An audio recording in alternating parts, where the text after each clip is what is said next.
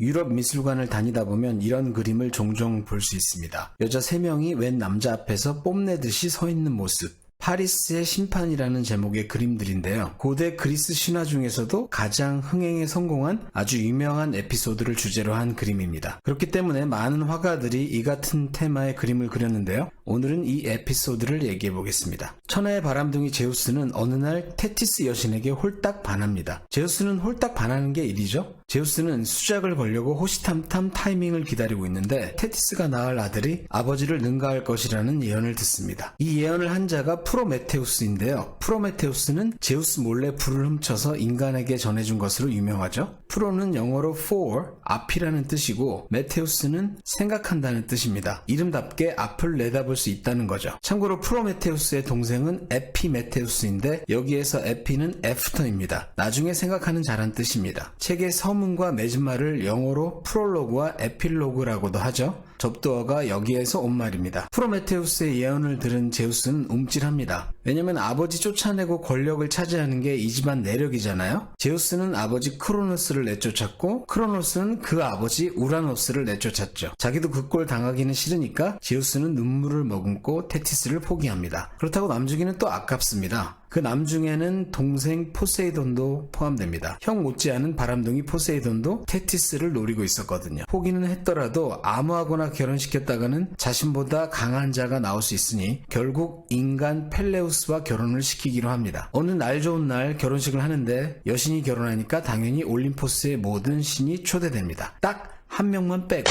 바로 에리스 여신인데요. 무슨 미운 털이 박혔길래 초대가 안 되었냐? 왜냐하면 에리스는 불화의 여신이었기 때문입니다. 이 여신이 가는 곳에는 빠짐없이 불화가 생깁니다. 그러니까 결혼식하는 좋은 날에 안부를 만도하죠. 어찌 보면 당연한 건데 에리스 여신은 화가 잔뜩 납니다. 아무리 그래도 그렇지 나를 쏙 빼?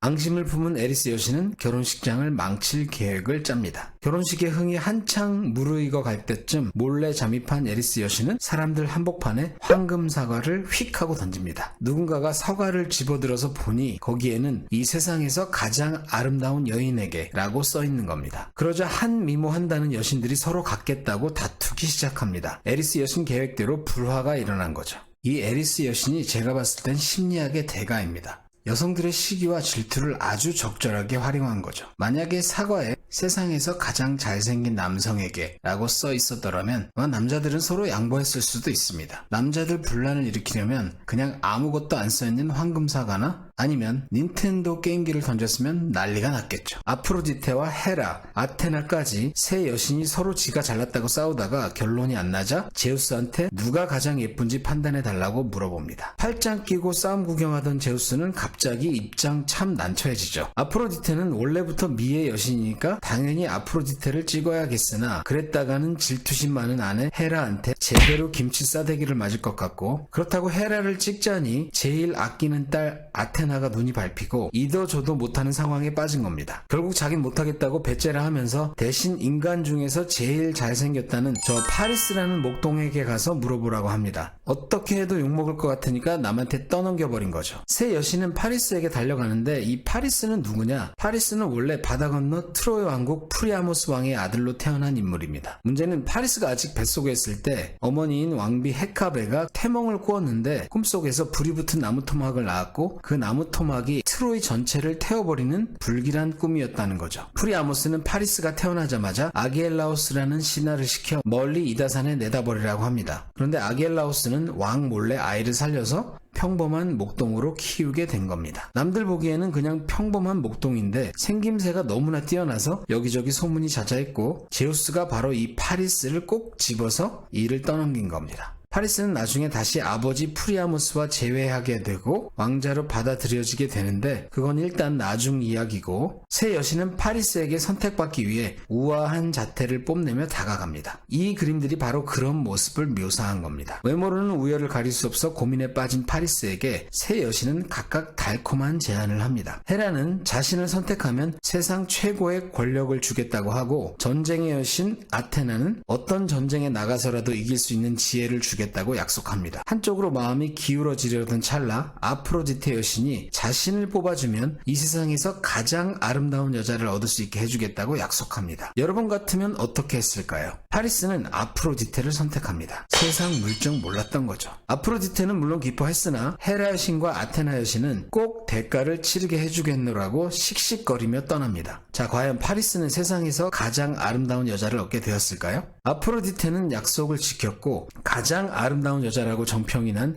스파르타 왕국의 헬레네에게 데려다 줍니다. 문제는 헬레나가 스파르타의 왕 메넬라우스와 결혼한 왕비, 즉 유부녀였던 겁니다. 제일 아름다운 여자라고 했지 제일 아름다운 처녀라고는 안 했거든요. 여자의 과거 따위는 신경 1도 쓰지 않는 파리스는 헬레네를 만나기 위해 스파르타를 방문하였고, 메넬라우스 왕은 내막도 모르고 이웃나라에서 온 왕자를 융숭이 대접합니다. 그러다가 메넬라우스는 사냥을 하러 가느라 왕궁을 잠시 비우게 되는데, 이때 파리스가 헬레네를 꼬셔서 트로이로 함께 도망쳐버립니다. 이 파리스라는 놈도 배은망덕한 놈이지만, 그러게 왜 왕비를 잘생긴 외간 남자랑 놔두고 사냥을 가냐고. 사냥을 모시중원디. 뚜껑 열린 메넬라우스는 형 아가멤논과 상의한 끝에 군대를 일으켜 트로이로 쳐들어가기로 합니다. 이것이 바로 여러분이 잘 아는 트로이 전쟁 이야기의 시작입니다.